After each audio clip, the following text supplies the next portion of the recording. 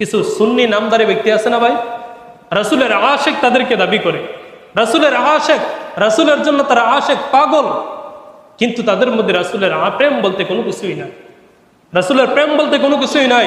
যখন নাস্তিক মুরতাদরা রাসূলকে নিয়ে কটূক্তি করে, রাসূলকে নিয়ে গালাগালিজ করে, আম্মা আয়েশা সিদ্দিকা রাদিয়াল্লাহু তাআলা আনহার চরিত্রের ক্ষেত্রে বিভিন্ন কথা বলে থাকে, তখন তারা দেখবেন সম্পূর্ণ নিশ্চুপ থাকে, তারা সম্পূর্ণ নিশ্চুপ থাকে।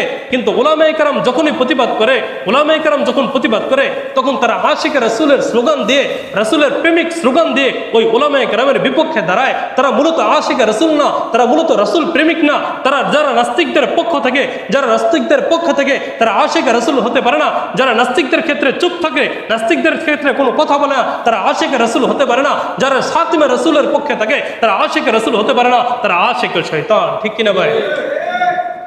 আজকে আমার আপনার হাবিবকে গালি দেওয়া হচ্ছে না, আমার আপনার হাবিবকে গালি দেওয়া হচ্ছে। এই যে কিছুদিন পূর্ব কি এক পুলিশ রাসূলকে গালি দিয়েছে, রাসূলের চরিত্রের ক্ষেত্রে আঘাত এনেছে। কয়েক মাস পূর্বে এক পুলিশ খালি একটা নারীকে বলেছিল যে তুমি কপালে টিপ করেছে কেন। এ কথা বলার কারণে সারা দেশ তোলপা, নারীর স্বাধীনতাকে খর্ব করেছে। তাকে একথা বলার অধিকার দিল কে? নারী টিপ করেছে কথা বলার অধিকার দিল কে? তুমি কেন টিপ করছো? এই কারণে পুলিশের চাকরি চলে গেছে।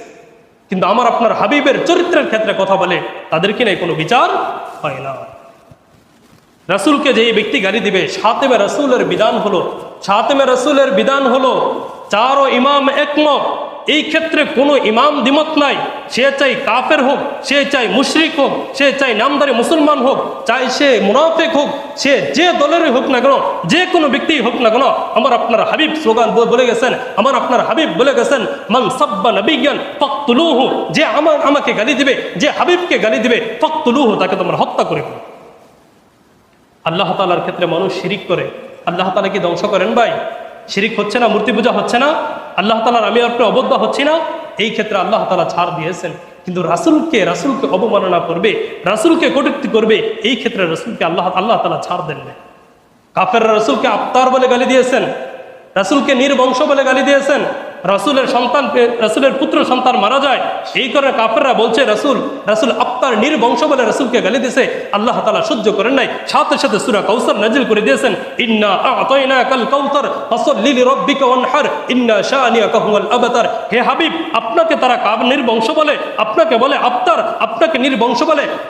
আমি আল্লাহ তাআলা ঘোষণা দিচ্ছি, যারা আপনাকে নির্বংশ বলে এমন একটা সময় আসবে তারাই হবে নির্বংশ, তাদের কোনো বংশ পরিচয় থাকবে না।